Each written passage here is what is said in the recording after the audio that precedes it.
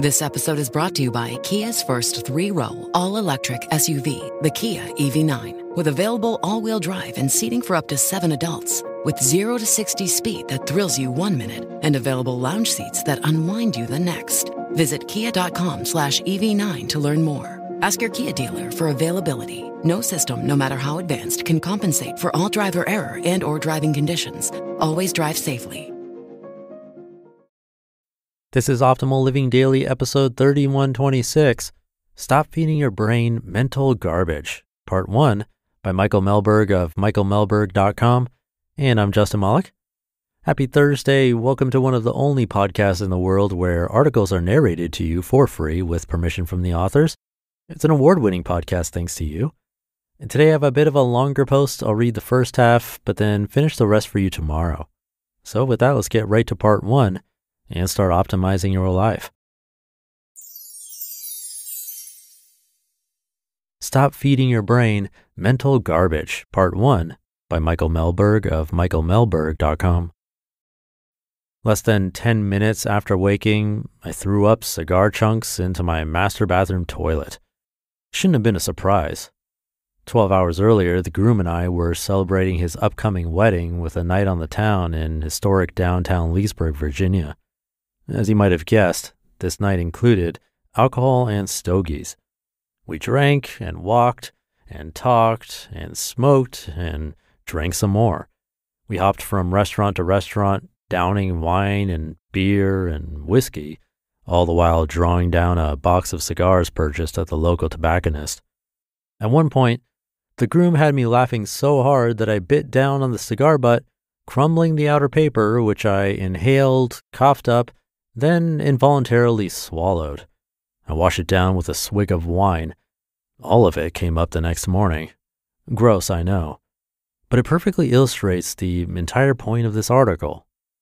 Garbage in, garbage out. Garbage in, garbage out, they say. In my case, it was wine and cigars, and there was no question as to why. When it comes to how we feel, it's easy to see cause and effect. Drink too much, get sick. Eat bad shrimp, another story for another time. Pray to the porcelain gods. When we feel bad and don't know the cause, we look for one. Just recently, having woken up with a splitting headache 2 days in a row, I started wondering what could be causing such pain. Was I stressed? Had I stayed up too late? Did I drink too much coffee or eat too many peanut M&Ms before bed? Something was causing the hurt. Some input was affecting the output. And since my brain was the victim, I was very incentivized to uncover the culprit. Well, it was coffee. Interestingly, though we avoid consuming things that cause us immediate physical pain like bad shrimp, we remain largely unaware of how other inputs, like social media, might affect our thinking or happiness. And of course, they do. The books we read, the podcasts we listen to, the television we watch, the social media feeds we scroll through are all inputs that can drastically affect our mood, our behavior, our ability to meet our goals, and our happiness. In other words, what we consume affects all we do. The foods we eat, the books we read, the company we keep, and the media we consume all inform us, drive us, and guide us in good ways or bad, which is to say the way I feel and think today has a lot more to do with how I fed myself physically and mentally yesterday. Consider the psychological research done by Power of Positivity, which states, quote, being a witness or victim of violence of any kind can trigger a biological reaction that evolves into full-blown anxiety and depression, end quote. Or that after the 1929 Wall Street crash, the United States saw over 23,000 suicides, the highest number recorded in a single year. In these two examples, the stakes were at their highest. Negative inputs caused anxiety, depression, even death. But plenty of research shows that hundreds of other inputs cause drastic effects to one's health and well-being, for better or worse. The news is a perfect example. In one study at the University of California, Irvine, Professor Allison Holman discovered that people directly exposed to the Boston bombing incident reported less stress than those who had watched 6 or more hours of daily news media in the time following that event. And why would this be the case? Why would watching the event unfold on the news be more stressful than seeing it in person? Professor Holman suggests that the repetitive showing of traumatic clips and images is the probable cause. And it's not just sensational media holding power over our well-being. Social media, the largest communication platform created in the history of humankind, is a source of pleasure, relaxation, information, and news for over 40% of the world's population. We scroll through post after post, enjoying the occasional update from a friend or family member, but also making decisions about whether to pause and read the latest political gossip or click the advertisement for an enticing new product.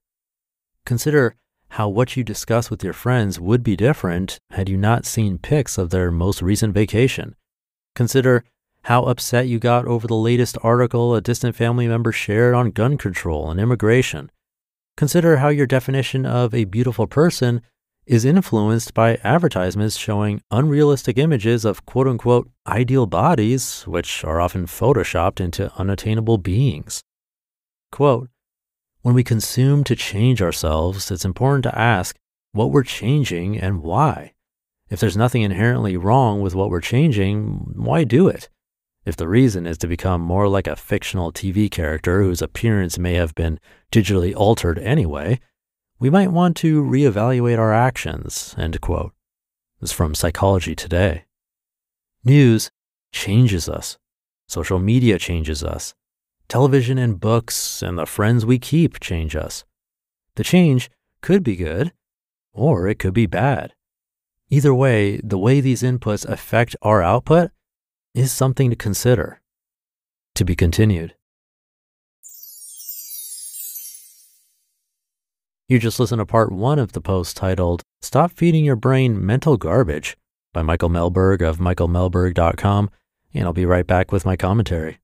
Being in control of my health means being super mindful of what I put in my body, which is why I'm so excited to tell you all about Thorne.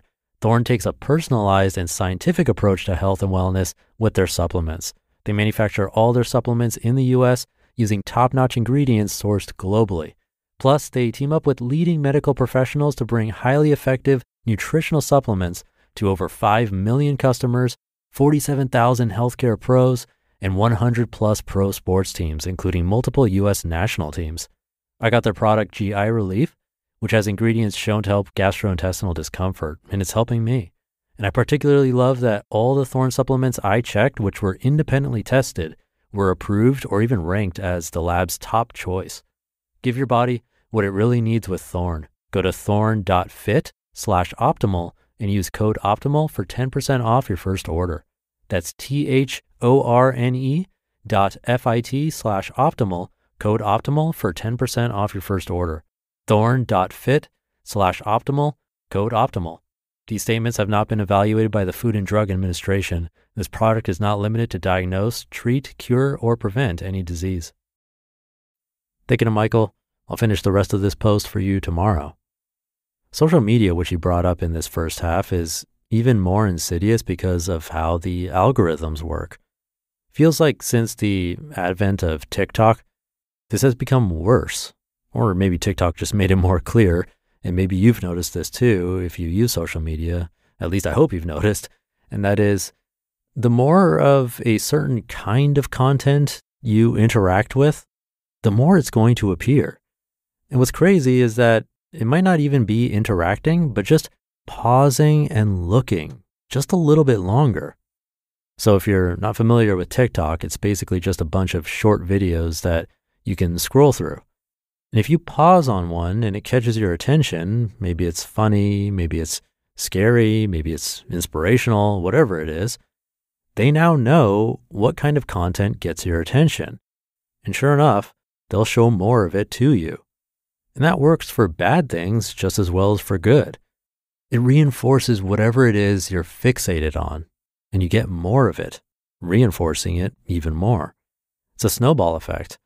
It could be for something unhelpful or even hurtful. So we should really think about this like Michael said.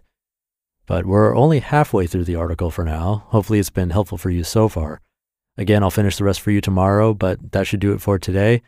Thank you for being here and listening every day, and I'll be back tomorrow to finish up this post where your optimal life awaits.